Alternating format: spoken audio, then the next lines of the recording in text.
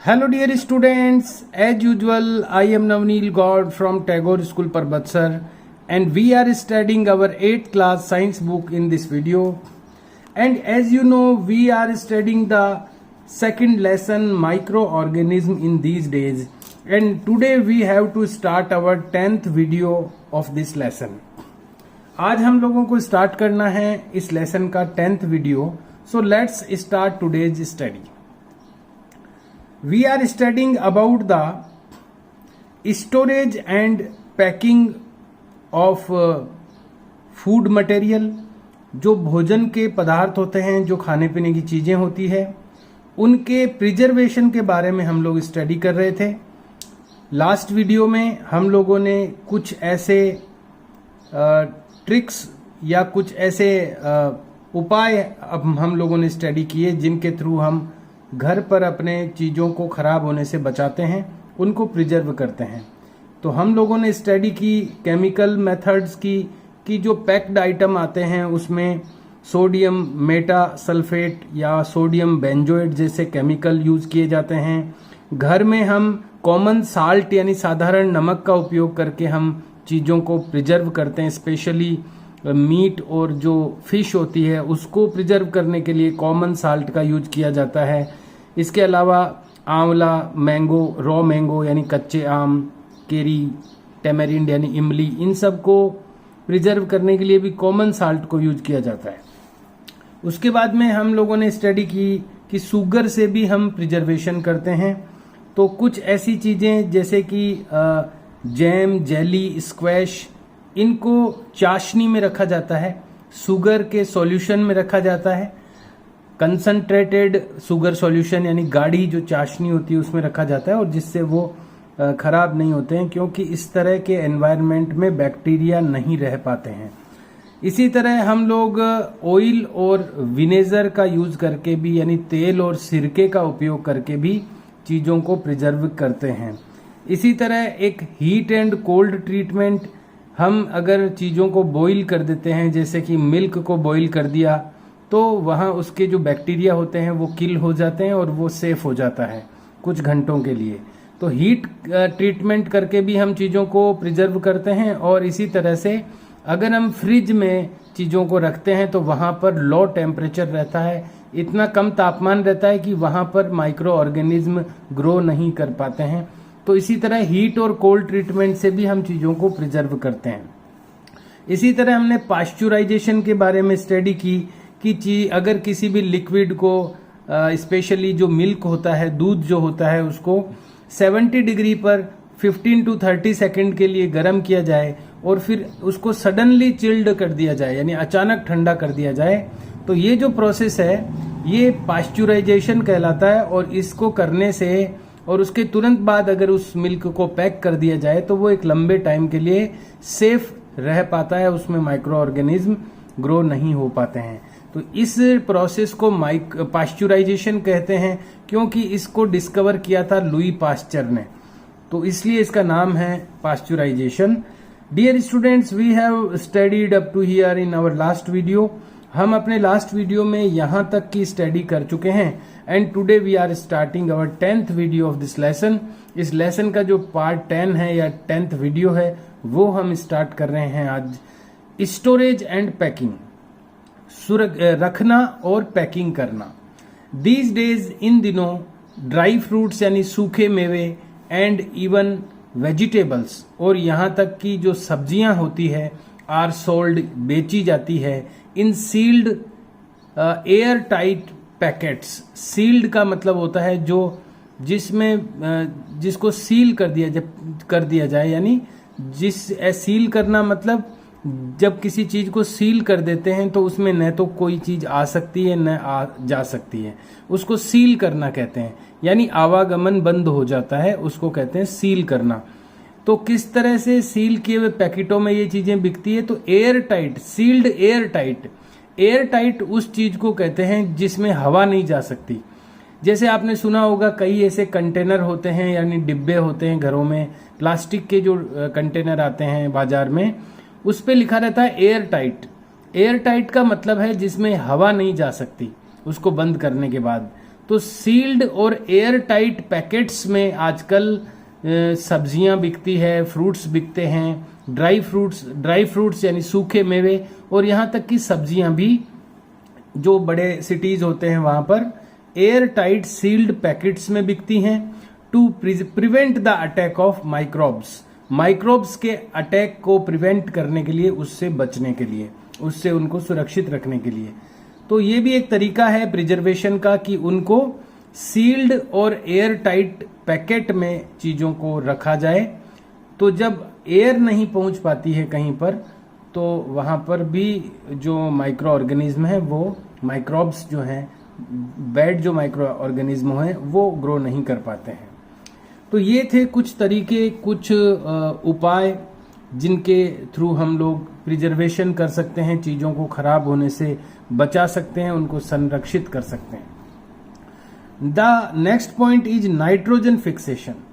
It is very important point and it may become in big answer questions in exam.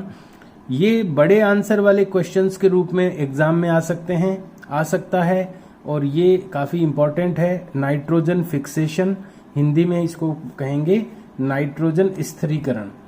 तो इसके बारे में हम लोग पहले ही ऑलरेडी स्टडी कर चुके हैं कि जो एयर के अंदर, हवा के अंदर जो नाइट्रोजन होती है वो सबसे ज़्यादा होती है. एयर में कई सारी गैसें मिक्स होती है, लेकिन सबसे ज़्यादा जो परसेंटेज होता है एयर में वो नाइट्रोजन का होता है. लेकिन वो नाइट्रोजन प्लांट्स ले नहीं सकते हैं उस फॉर्म में. तो वो किस फॉर्म में ले सकते हैं?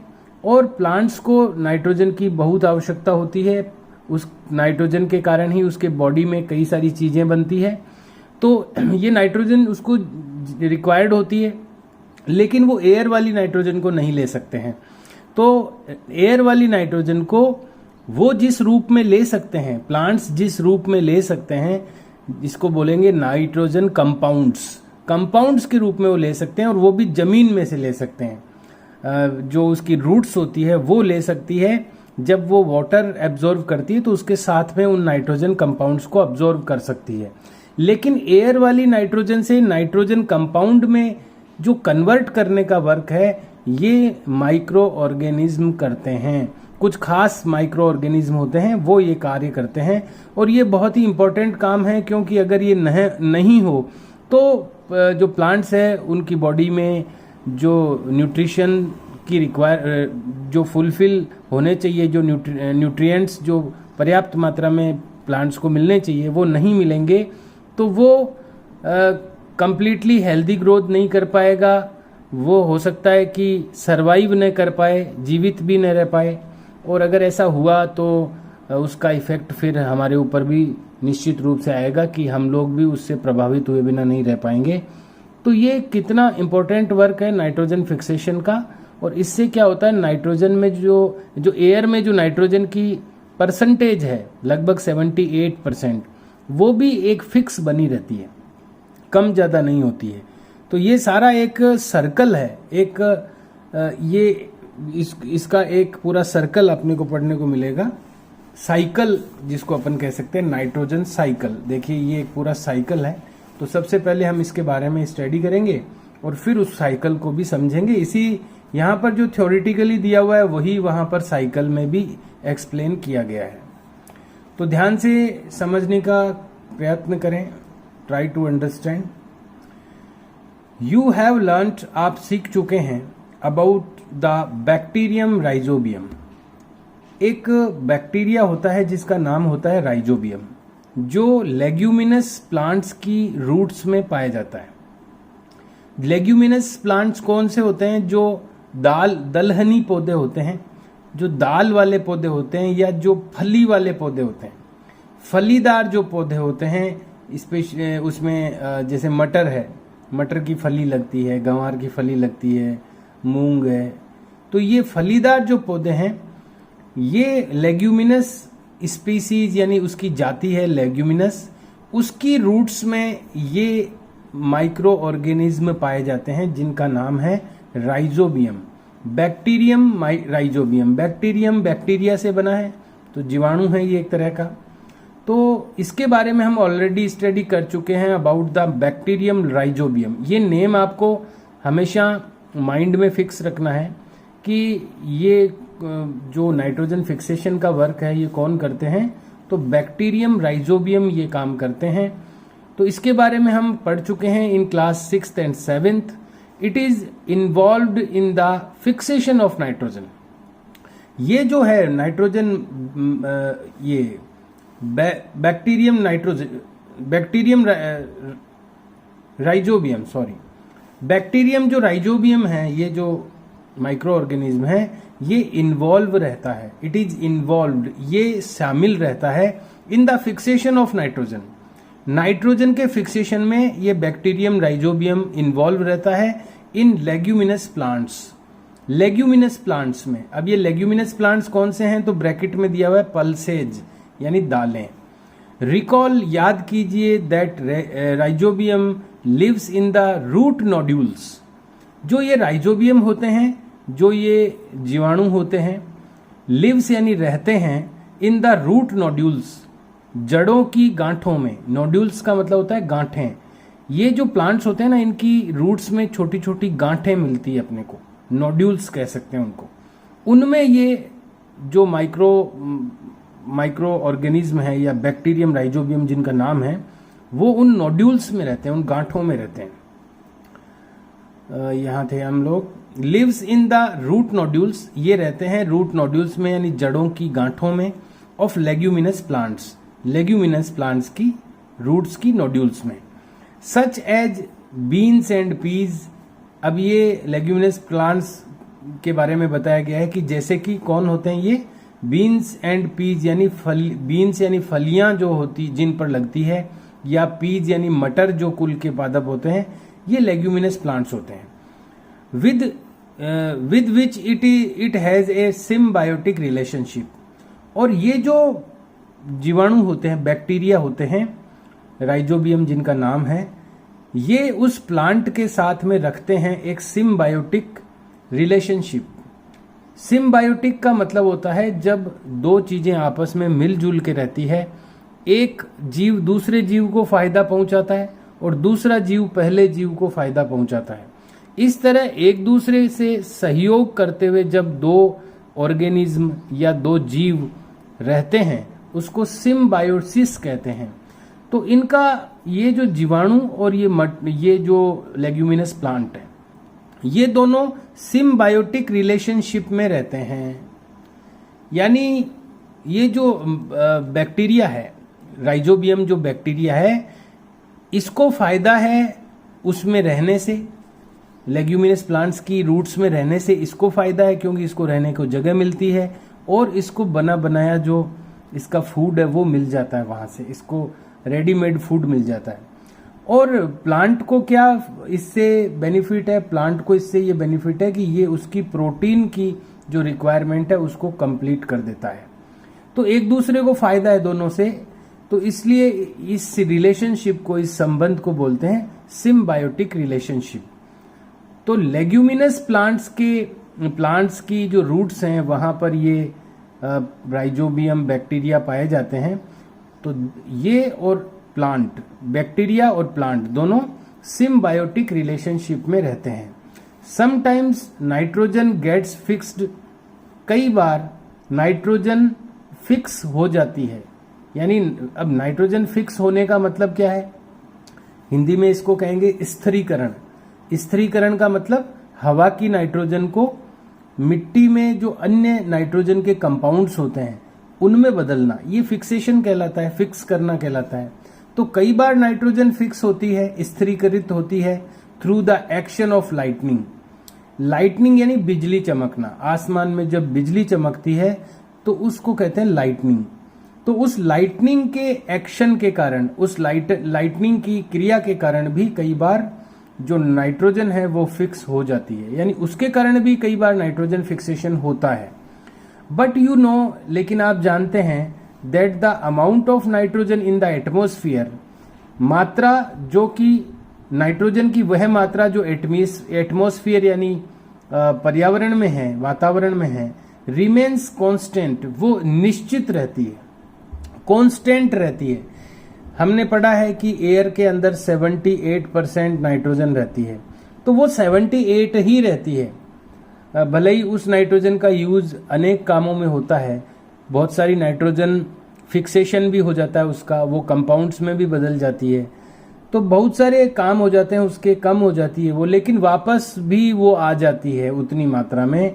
तो हम लोग ये जानते हैं कि जो एटमॉस्फेयर यानी कि वायुमंडल में जो नाइट्रोजन की जो अमाउंट है, जो नाइट्रोजन की मात्रा है, वो रिमेन्स कांस्टेंट यानी निश्चित रहती है, स्थायी स्थिर रहती है, स्थायी रहती है, वो कम ज्यादा नहीं होती है। यू में वंडर, आप आश्चर्यचकित होंगे, यू में वंडर हाउ, ये कैसे होता है, हाउ यानी ये कैसे होता है, इसको लेकर के आप आश्चर्यचकित होंगे कि भाई जब वायुमंडल में नाइट्रोजन 78% है और उसको यूज किया जा रहा है, उसमें से बहुत सारी नाइट्रोजन जो डिफरेंट कंपाउंड्स हैं उनमें कन्वर्ट हो जाती है, तो वो कम हो जानी चाहिए फिर, तो वो कांस्टेंट कैसे रह पाती है एयर के अंदर, इसको लेकर के आप आश्चर्यचकित होंगे। लेट अस अंडरस्टैंड, आइए समझें दिस यानी इसे इन द नेक्स्ट सेक्शन, इस अगले सेक्शन में। You can see a picture of roots of leguminous plants. ये देखिए, ये एक रूट का पिक्चर है, जो लेग्यूमिनस प्लांट्स का रूट का पिक्चर है। यहाँ लिखा हुआ है roots of a leguminous plant with root nodules. अब इस रूट के अंदर देखिए कुछ गांठें आपको दिखाई दे रही होगी, ये नोड्यूल्स हैं। दीज आर कॉल्ड नोड्यूल्स, ये नोड्यूल्स कहलाती हैं। तो ये लेग्यूमिनस प्लांट की रूट है और उसके ऊपर नोड्यूल्स शो किए गए हैं। तो हम लोग अब इस अंडरस्टैंड करने वाले हैं कि नाइट्रोजन कांस्टेंट कैसे रह पाती है एयर के अंदर।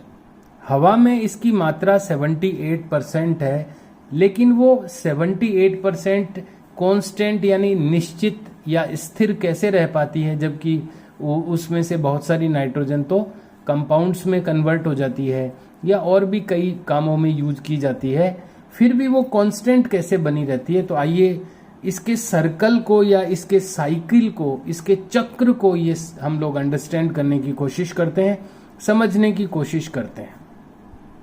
अवर एटमॉस्फेयर, हमारा जो वायुमंडल है जिसमें बहुत सारी वायु है, हवा है, तरह तरह की गैसें हैं, उसको एटमॉस्फेयर कहते हैं।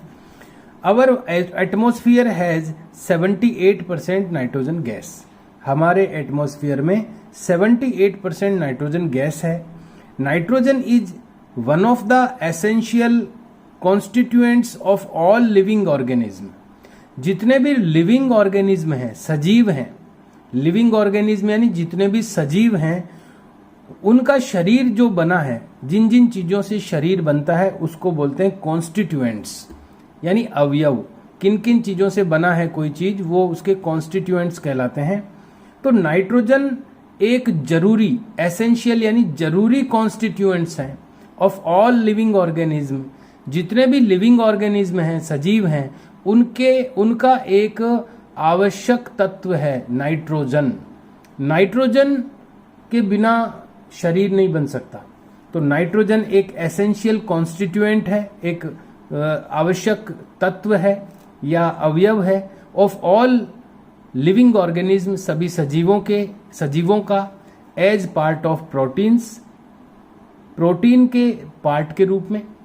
अब ये जरूरी क्यों है? देखिए, ये नाइट्रोजन हमारे शरीर में गैस के रूप में नहीं रहती है, सजीवों के शरीर में।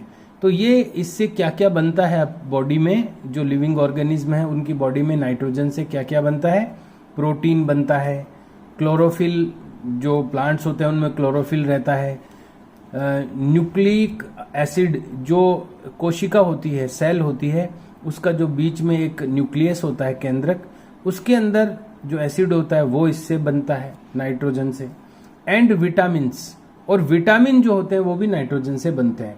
तो ये जो जरूरी न्यूट्रिएंट्स हैं, जो पोषक तत्व हैं, वो नाइट्रोजन से बनते हैं। इसलिए नाइट्रोजन जो है वो सारे लिविंग ऑर्गेनिज्म का एक एसेंशियल कॉन्स्टिट्यूएंट है। द एटमॉस्फेरिक नाइट्रोजन, एटमॉस्फेरिक यानी वायुमंडलीय, जो नाइट्रोजन है can not be taken directly, ये डायरेक्टली नहीं ली जा सकती by plants and animals, plants और एनिमल्स के द्वारा। जो एटमॉस्फेरिक नाइट्रोजन है, वायुमंडल में जो नाइट्रोजन है वो डायरेक्ट नहीं ली जा सकती। सर्टेन बैक्टीरिया, कुछ खास जो बैक्टीरिया होते हैं, एंड ब्लू ग्रीन एल्गी, और जो हरे नीले शैवाल होते हैं, ये माइक्रो ऑर्गेनिज्म ही हैं। हमने पढ़ा है ब्लू ग्रीन एल्गी के बारे में, ये भी माइक्रो ऑर्गेनिज्म होते हैं और बैक्टीरिया भी माइक्रो ऑर्गेनिज्म होते हैं। तो हम लोग माइक्रो ऑर्गेनिज्म का ही लेसन पढ़ रहे हैं। तो ये दोनों जो माइक्रो ऑर्गेनिज्म है, एक तो बैक्टीरिया जिसमें राइजोबियम आता है, बैक्टीरिया भी बहुत टाइप के होते हैं, उसमें से राइजोबियम बैक्टीरिया, और blue green algae present in the soil, जो कि सोइल में प्रेजेंट होते हैं। ये दोनों ही मिट्टी में होते हैं। बैक्टीरिया भी, तो बैक्टीरिया तो अभी अभी अपन ने पढ़ाई है कि रूट्स में होता है, तो रूट कहाँ होती है? सोइल में ही होती है, मिट्टी में। और ये ब्लू ग्रीन एल्गी एक तरह का शैवाल जिसको कहते हैं, काई जिसको अपन बोलते हैं आम भाषा में। आपने देखा होगा कि पानी में हरी हरी काई जम जाती है, उसको एल्गी बोलते हैं। तो ये बैक्टीरिया और ये ब्लू ग्रीन एल्गी जो है, जो कि प्रेजेंट होती है सोइल में, मिट्टी में, फिक्स नाइट्रोजन, ये नाइट्रोजन को फिक्स करते हैं, स्थिर करते हैं फ्रॉम द एटमॉस्फेयर, एटमॉस्फेयर से यानी वायुमंडल से, एंड कन्वर्ट इट, और इसको कन्वर्ट करते हैं, बदल देते हैं into compounds of nitrogen, nitrogen के कंपाउंड्स में इसको बदल देते हैं। तो ये दो जो माइक्रो ऑर्गेनिज्म हैं, एक तो बैक्टीरिया, एक ब्लू ग्रीन एल्गी, ये एटमॉस्फेयर के अंदर एटमॉस्फेरिक जो नाइट्रोजन होती है उसको फिक्स करते हैं और कन्वर्ट कर देते हैं उसको नाइट्रोजन कंपाउंड्स में। Once nitrogen is converted into these usable compounds, एक बार जब नाइट्रोजन कन्वर्ट हो जाती है इन उपयोगी कंपाउंड्स में, इट कैन बी यूटिलाइज्ड, तो ये फिर उपयोग की जा सकती है बाई प्लांट्स के द्वारा, फ्रॉम द सोइल, मिट्टी से, थ्रू देयर रूट सिस्टम, उनके रूट सिस्टम के द्वारा। तो एक बार जैसे एटमॉस्फेरिक जो नाइट्रोजन है वो कन्वर्ट हो गई कंपाउंड्स में, उसके बाद में वो मिट्टी में आ जाती है, कंपाउंड जो है वो मिट्टी में बनते हैं। ये जो माइक्रो ऑर्गेनिज्म है वो मिट्टी में ही होते हैं। तो एयर वाली एटमॉस्फेरिक नाइट्रोजन को कंपाउंड्स में बदल के ले आते हैं, और एक बार जब वो बदल जाती है एटमॉस्फेरिक नाइट्रोजन कंपाउंड्स में, तो फिर उन कंपाउंड्स को, नाइट्रोजन के जो कंपाउंड्स होते हैं उनको फिर यूज कर लेता है प्लांट, उसकी जो रूट्स हैं वो उनको यूज कर लेती है। रूट का जो सिस्टम होता है, उनका रूट सिस्टम जो होता है प्लांट का, वो मिट्टी के थ्रू इनको फिर कंपाउंड्स को यूज कर सकते हैं plant. Nitrogen is then used, फिर नाइट्रोजन यूज की जाती है for the synthesis of plant proteins, plant के अंदर जो प्रोटीन्स होते हैं उनके सिंथेसिस यानी उनके संश्लेषण के लिए, यानी उनको बनाने के लिए। अब ये जो कंपाउंड बनते हैं मिट्टी में नाइट्रोजन के, ये बॉडी प्लांट अब उसको कंज्यूम कर सकता है, यूज कर सकता है, और उससे क्या बनाता है ये प्लांट के अंदर जो प्रोटीन होते हैं उनका सिंथेसिस होता है इस नाइट्रोजन कंपाउंड से, एंड अदर कंपाउंड्स, और दूसरे कंपाउंड्स भी बनते हैं। तो नाइट्रोजन के जो कंपाउंड बनते हैं एटमॉस्फेरिक नाइट्रोजन से, उनसे एक तो प्रोटीन का सिंथेसिस होता है, यानी प्रोटीन का निर्माण होता है प्लांट की बॉडी में, और अदर कंपाउंड्स भी बनते हैं। एनिमल्स फीडिंग ऑन प्लांट्स, और उसके बाद क्या होता है, प्लांट के अंदर तो प्रोटीन बन गया नाइट्रोजन से या दूसरे कंपाउंड बन गए। अब उन प्लांट को जो एनिमल खाएगा, जैसे गाय खा रही है उसको, बकरी खा रही है, जो भी वेजिटेरियन जो एनिमल्स हैं वो उनको जब खाते हैं तो वो उनकी बॉडी में चले जाते हैं। प्लांट उन शाकाहारी या वेजिटेरियन या हर्बीवोरस जो एनिमल्स होते हैं उनकी बॉडी में चले जाते हैं, और इस तरह से नाइट्रोजन जो है वो हवा से कहाँ आई, एयर से आ गई सोइल में, मिट्टी में, सोइल से आ गई प्लांट में, प्लांट से कहाँ चली गई, जो हर्बीवोरस शाकाहारी जानवर है जो उन प्लांट्स को खा रहे हैं उनकी बॉडी में। एनिमल्स फीडिंग ऑन प्लांट्स, जो एनिमल्स प्लांट्स को फीड करते हैं जो भोजन के लिए उन पर आधारित होते हैं, गेट दीज प्रोटीन्स, वो प्राप्त करते हैं ये protein, and other nitrogen compounds, और जो दूसरे नाइट्रोजन कंपाउंड्स होते हैं वो फिर जो एनिमल्स होते हैं वो प्राप्त कर लेते हैं उन प्लांट्स के थ्रू। अब क्या होता है, अब जैसे एनिमल्स की बॉडी में आ गए वो जो नाइट्रोजन जो है वो कंपाउंड्स जो है नाइट्रोजन के, वो एनिमल्स की बॉडी में आ गए प्लांट से होते हुए। When plants and animals die, अब ये जो प्लांट्स और जो एनिमल्स है, प्लांट्स में तो नाइट्रोजन कंपाउंड्स है ही हैं और प्लांट्स को खाने वाले जो एनिमल्स हैं उनमें भी चले गए, तो ये दोनों जब मर जाते हैं, डाई यानी मर जाते हैं, प्लांट्स भी डेड हो गया, किसी कारण से टूट गया, या एनिमल मर गया, डाई हो गया, तो जब ये मर जाते हैं, bacteria and fungi present in the soil, तो मिट्टी के अंदर present in the soil, soil में जो प्रेजेंट होते हैं ऐसे बैक्टीरिया और जो फंजाई यानी कि फफूंद, मिट्टी में कुछ खास किस्म के बैक्टीरिया और फंजाई यानी फफूंद प्रेजेंट होते हैं, वो क्या करते हैं, convert the nitrogenous wastes into nitrogenous compounds. वो क्या करते हैं, ये जो मरे हुए एनिमल हैं या प्लांट हैं उनके अंदर जो नाइट्रोजिनस वेस्ट होता है यानी नाइट्रोजन से संबंधित जो कचरा होता है उनकी बॉडी का, वो उसको कन्वर्ट कर देते हैं इनटू नाइट्रोजिनस कंपाउंड्स, वो उनको नाइट्रोजिनस कंपाउंड्स में बदल देते हैं, जिसको हम खाद बोलते हैं, to be used by plant again, और उनको प्लांट वापस यूज कर सकता है। जैसे मान लो कोई पेड़ है, उसकी एक टहनी टूट के गिर गई नीचे जमीन पर, तो अब वो जो मिट्टी के अंदर फंजाई है या बैक्टीरिया है वो उन्होंने उसको वापस नाइट्रोजनस कंपाउंड में चेंज कर दिया, तो वो फिर वापस खाद के रूप में प्लांट यूज कर सकता है उसको। इसी तरह मरे हुए जानवरों की बॉडी को भी नाइट्रोजिनस कंपाउंड्स में बदल देते हैं कुछ बैक्टीरिया और फंजाई, और वो जो नाइट्रोजन कंपाउंड बनते हैं उनको प्लांट वापस यूज कर सकता है। Certain other bacteria convert some part of them to nitrogen gas, और कुछ जो और दूसरे जो बैक्टीरिया होते हैं, देखो कुछ बैक्टीरिया और फंजाई ने तो क्या किया, उनकी बॉडी को, प्लांट और एनिमल की बॉडी को नाइट्रोजिनस कंपाउंड में चेंज कर दिया, जो खाद के रूप में जो प्लांट है वो रीयूज कर सकते हैं। और कुछ दूसरे और होते हैं बैक्टीरिया, वो क्या करते हैं, इस बॉडी, प्लांट और मरे हुए एनिमल की बॉडी में से कुछ हिस्सा एयर में बदल देते हैं, यानी नाइट्रोजन गैस बना देते हैं वो डायरेक्ट उनकी। Certain other bacteria convert some part of them, certain यानी कुछ खास, अदर बैक्टीरिया यानी दूसरे कुछ बैक्टीरिया, कन्वर्ट यानी बदल देते हैं, सम पार्ट ऑफ देम यानी उनका कुछ हिस्सा, टू नाइट्रोजन गैस, वो नाइट्रोजन गैस भी बना देते हैं कुछ हिस्से की, which goes back into the atmosphere, जो चली जाती है वापस एटमोस्फियर में, वायुमंडल में चली जाती है वो गैस।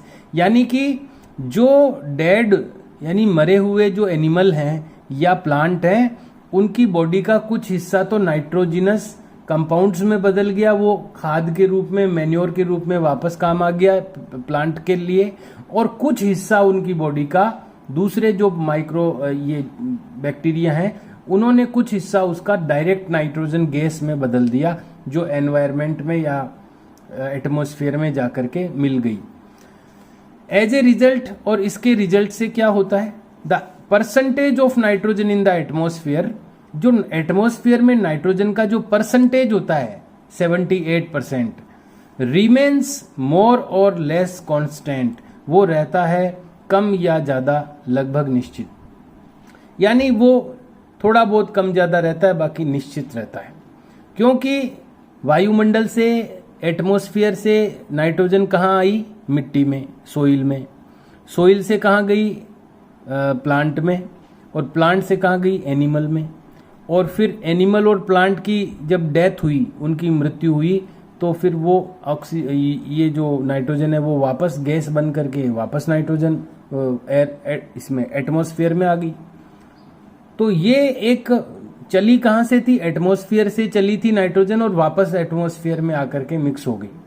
ये एक सर्कल बन गया, एक गोला घेरा बन गया, या एक साइकिल बन गया, चक्र बन गया ये। तो आइए यहां पर इसी को शो किया गया है, उसको देख लेते हैं। नाइट्रोजन साइकिल, नाइट्रोजन चक्र, it is very important due to examination के कारण से, एग्जामिनेशन के को अगर अपन कंसिडर करते हैं तो ये एक बिग आंसर क्वेश्चन के रूप में इम्पॉर्टेंट है। बड़े क्वेश्चन जो आते हैं, जो ज़्यादा हाई मार्किंग वाले क्वेश्चंस आते हैं, उसमें नाइट्रोजन साइकिल कभी कभी आ जाता है। उसमें वहाँ पर आपको ये डायग्राम भी ड्रॉ करना होता है और ये पूरी थ्योरी भी आपको नोट डाउन करनी होती है। तो आइए इसको समझते हैं कि इसमें कैसे किस तरह बताया गया है। तो हम शुरू करेंगे एटमॉस्फेरिक नाइट्रोजन से। वायुमंडल में जो नाइट्रोजन होती है उसको हम एटमॉस्फेरिक नाइट्रोजन कहते हैं। ये सबसे ऊपर बना दिया है इस बॉक्स को, क्योंकि हवा ऊपर ही होती है, एयर, तो इसलिए इसको ऊपर बना दिया, एक बॉक्स बना दिया, इसमें लिख दिया है एटमॉस्फेरिक नाइट्रोजन, वायुमंडल वाली नाइट्रोजन। अब देखो एरो अपन आगे चलना है अपने को, ये तो इसके बैक साइड में है, तो इससे आगे क्या होता है, ये एटमॉस्फेरिक नाइट्रोजन आगे जाकर के कहाँ जाती है, एक तो लाइटनिंग यानी बिजली चमकती है तो इसका फिक्सेशन होता है। ये अपन ने पढ़ा है अभी अभी कि कभी कभी जो आसमान में बिजली चमकती है, लाइटनिंग होती है, तो उससे भी नाइट्रोजन का जो एटमॉस्फेरिक नाइट्रोजन होती है, वायुमंडल वाली नाइट्रोजन, उसका फिक्सेशन होता है, वो फिक्स होती है। एक तो ये तरीका होता है। दूसरा तरीका क्या है फिक्सेशन का, नाइट्रोजन फिक्सिंग बैक्टीरिया। तो मिट्टी में जो बैक्टीरिया होते हैं राइजोबियम, वो फिक्स करते हैं नाइट्रोजन, इस एटमॉस्फेरिक नाइट्रोजन को। तो एक वो तरीका है, nitrogen fixing bacteria fix atmospheric nitrogen. Atmospheric nitrogen को फिक्स करते हैं ये नाइट्रोजन फिक्सिंग बैक्टीरिया। तो एटमॉस्फेरिक नाइट्रोजन को फिक्स करने के दो तरीके हैं, या तो लाइटनिंग के थ्रू यानी बिजली चमकती है तब होती है, या ये नाइट्रोजन फिक्सिंग बैक्टीरिया होते हैं, ये काम करते हैं। तो ये दोनों का यही काम है। और ये दोनों क्या करते हैं, तो ये देखो जब बिजली चमकती है तो ये सीधा क्या हो जाता है, इससे compounds of nitrogen in the soil, soil में नाइट्रोजन के कंपाउंड बन जाते हैं। बिजली चमकती है तो एटमॉस्फेरिक नाइट्रोजन से सीधा ही क्या बन जाता है, नाइट्रोजन के कंपाउंड बन जाते हैं मिट्टी के अंदर, इन द सोइल। और इधर वो बैक्टीरिया ने क्या किया, बैक्टीरिया इन टर्न यानी बदले में, जो बैक्टीरिया रहते हैं ना पेड़ों के इसमें लेग्यूमिनस के रूट्स में जो बैक्टीरिया होते हैं, वो बदले में क्या करते हैं, रहते हैं वो वहां पर जड़ों में, उसकी रूट्स में। इन टर्न यानी बदले में fix nitrogen into nitrogenous compounds, ये नाइट्रोजन को नाइट्रोजिनस कंपाउंड्स में बदल देते हैं, और जो कि compounds of nitrogen in the soil. और ये एक ही चीज है, इसको 3 स्टेप में बता दिया गया है। यहाँ पर भी वही चीज लिखी हुई है, nitrogen fixing bacteria fix atmospheric nitrogen, फिर वही चीज लिखी है, फिर वही चीज लिखी है। तो ये 3 टाइप में 3 स्टेप्स में इसको लिखा गया है ताकि समझ जाएं आप लोग। तो ये यहाँ से एटमॉस्फेरिक नाइट्रोजन लाइटनिंग के थ्रू और बैक्टीरिया के थ्रू क्या बन गया, इसका कंपाउंड्स बन गए। और कहाँ बन गए, सोइल में बन गए, मिट्टी में, compounds of nitrogen in the soil. अब देखिए, अब यहां से 2 तरफ जा रहा है रो, एक तो इधर जा रहा है, एक इधर जा रहा है। तो इधर क्या कह रहे हैं, अपटेक बाय प्लांट्स। अब ये जो कंपाउंड्स बन गए हैं मिट्टी में, ये अपटेक बाय प्लांट्स यानी पौधों के द्वारा ये कंपाउंड्स ले लिए जाते हैं। जब पौधे अपना वाटर एब्जॉर्प्शन करते हैं, पानी अवशोषित करते हैं, तो उसके साथ में इन नाइट्रोजन के कंपाउंड्स को भी प्लांट्स के द्वारा अपटेक कर लिया जाता है, ले लिया जाता है। फिर प्लांट्स में आ गया, अब प्लांट्स को एनिमल खाते हैं, एनिमल्स ईट प्लांट्स, और एनिमल जो खाते हैं प्लांट्स को तो उनके एनिमल की बॉडी में आ जाते हैं वो कंपाउंड। फिर nitrogenous waste from excretion and death, और इनकी जो एक्सक्रेशन का मतलब है मल जो होता है, ये जो शाकाहारी जानवर होते हैं जो प्लांट खाते हैं, इनकी बॉडी में जो नाइट्रोजन के कंपाउंड्स आए हैं, वो जब मल यानी गोबर करते हैं, एक्सक्रेशन यानी मल होता है, तो जानवरों का जो गोबर होता है उसमें भी नाइट्रोजन होती है, नाइट्रोजन के कंपाउंड होते हैं। और जब जानवरों की डेथ हो जाती है, मृत्यु हो जाती है, तो उनकी बॉडी में भी नाइट्रोजिनस कंपाउंड होते हैं और वो आकर के वापस कहाँ वही नाइट्रोजन के कंपाउंड के रूप में मिट्टी में मिल जाते हैं। यानी मिट्टी की नाइट्रोजन कंपाउंड को ले लिया प्लांट्स ने, प्लांट से चले गए एनिमल्स में, एनिमल्स से वापस उनकी डेथ हो गई या फिर उनका जो गोबर निकला उनमें से वापस मिट्टी में मिल गए। तो ये तो एक इधर छोटा सा सर्कल अलग हो गया।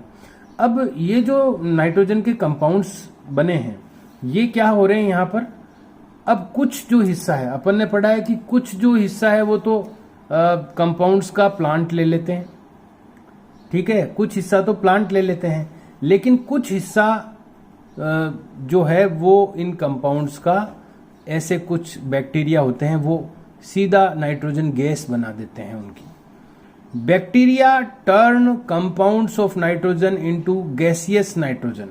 कुछ ऐसे बैक्टीरिया होते हैं जो इनकी बॉडी से भी बना देते हैं, जो मरे हुए जानवर होते हैं इनकी बॉडी से भी डायरेक्ट नाइट्रोजन गैस बना देते हैं और उनके गोबर से भी बना देते हैं और इनके जो मिट्टी में जो नाइट्रोजिनस कंपाउंड्स है उन सब से सीधी नाइट्रोजन गैस बनाने वाली भी बैक्टीरिया होते हैं, वो ये काम करते हैं और सीधी वो गैस एटमॉस्फेयर में आ जाती है और एटमॉस्फेरिक नाइट्रोजन में मिक्स हो जाती है। तो इस तरह से ये यहाँ से एटमॉस्फेरिक नाइट्रोजन है, वायुमंडल में जो नाइट्रोजन है वो इस तरह से फ्लो करती रहती है और उसकी जो परसेंटेज है 78% वो कांस्टेंट रहता है, स्थिर रहता है। तो ये है नाइट्रोजन साइकिल, नाइट्रोजन चक्र जो इस तरह से चलता रहता है। तो इस तरह से हम लोगों ने कर लिया है अपना जो lesson finish. Dear students, I want to give a written work today. आज आपको एक रिटन वर्क देना चाहता हूं मैं। You have to draw this nitrogen cycle in your notebooks. First of all, you have to mention the topic nitrogen cycle. Then you have to draw this cycle in a large space, एक बड़े space में। और मैं तो ये कहूँगा कि आपका जो A4 रजिस्टर है उसके दोनों जो पेपर है उनको यूज करते हुए एक काफ़ी बड़ा एरिया यूज करते हुए आप इसको ड्रॉ करें ताकि आप क्लियरली नोट डाउन कर पाएं कि हर एक बॉक्स में क्या यहाँ पर मेंशन किया हुआ है और वो आराम से पढ़ने में आ सकें, रीडेबल पोजीशन में हो। तो इस तरह से इसको काफ़ी लार्ज स्पेस में यूज करते हुए, स्पेस को यूज करते हुए इसको आप ड्रॉ करें और जो भी बॉक्सेस के अंदर इंफॉर्मेशन दी हुई है उसको क्लियरली आप नोट डाउन करें और इसको अंडरस्टैंड भी करें। I already told you, already मैं आपको बता चुका हूँ that it is very important due to exam. Exam के हिसाब से, एग्ज़ाम के आधार पर अगर अपन सोचें तो ये काफ़ी इंपॉर्टेंट क्वेश्चन बनता है नाइट्रोजन साइकिल का। So it is very important. So do this written work in your notebooks, the drawing of this circle, this cycle, and try to understand it and try to learn it. Okay dear students, we will meet tomorrow and we will start the important points of the lesson. कल हम लोग इस lesson के important जो points होते हैं, what you have learnt, आपने क्या सीखा है इस लेसन में, वो रीड करेंगे और उसके बाद में in the last we will do the question answers. See you and bye.